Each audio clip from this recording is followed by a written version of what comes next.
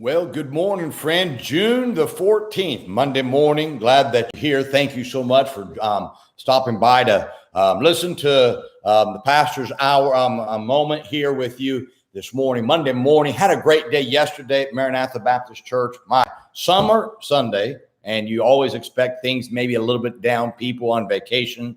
And yet we had a full house yesterday morning. And God bless, 22 people getting saved, 6 people baptized, several visitors.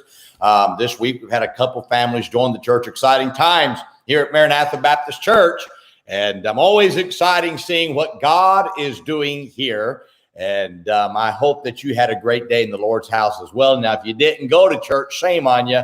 You need to be in church on Sundays. And that would be the best thing that anybody could do is make sure that they put the Lord first. If you're on vacation, you stay in church on vacation. Don't forget the tithe while you're on vacation. You make sure you do what you're supposed to do while you're away so God keeps on blessing. And enjoy your summertime, but that doesn't mean that we stop becoming spiritual. I want to read to you this morning. Before I read there, let me just say the Opaz Journal is back up online. We've been offline for a little bit just because of having to rebuild it. And so it's back up online. All the articles we had in the past aren't there. So we're kind of rebuilding it a little bit at a time. So please forgive us about that. But I think that you'll enjoy the Opaz Journal being back up so you can read the articles. And we're going to start adding more articles on this here real soon. And I'd encourage you to do so. Acts chapter 13, verse 36, the scripture says, "For David, after he had served his own generation by the will of God, fell on sleep and was laid unto his fathers and saw corruption." The great president, Ronald Reagan, said, "Freedom is never more than one generation away from extinction." He said, "We didn't pass it on to our children in the bloodstream. It must be fought for, protected, and handed on for them to do the same, or one day we will spend our sunset years telling our children, our children's children, what it was once like in the United States where men were free." Sadly, I'm afraid America has come to the sunset years because of the believers who have not protected or passed on to the next generation those things which keep a nation great. It says about David in the verse I just read to you that he served his own generation. You see, what days those must have been for Israel to sit under the great leader like David. However, many took for granted that David would be there forever.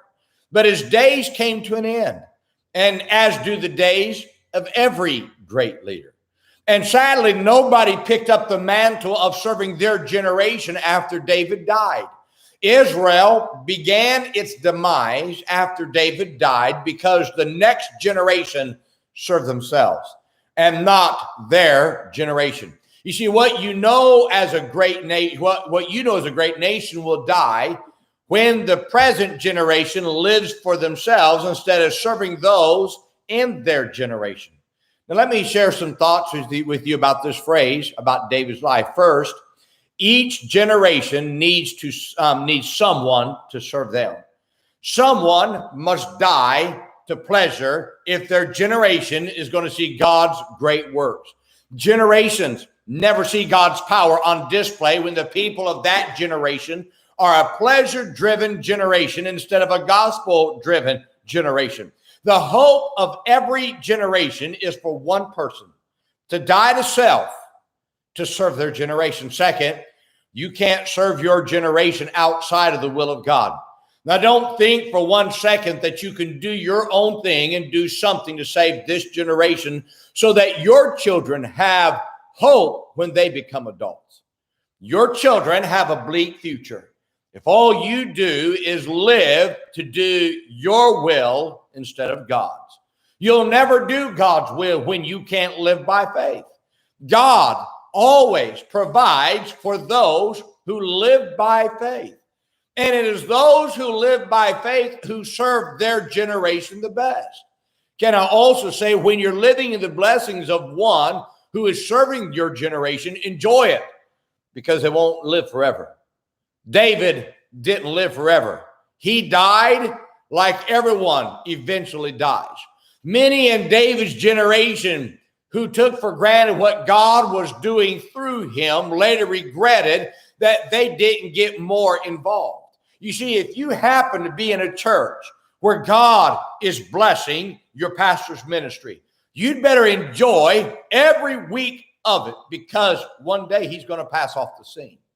Fourth, when the one who has served their generation goes to heaven, someone needs to step up for the next generation.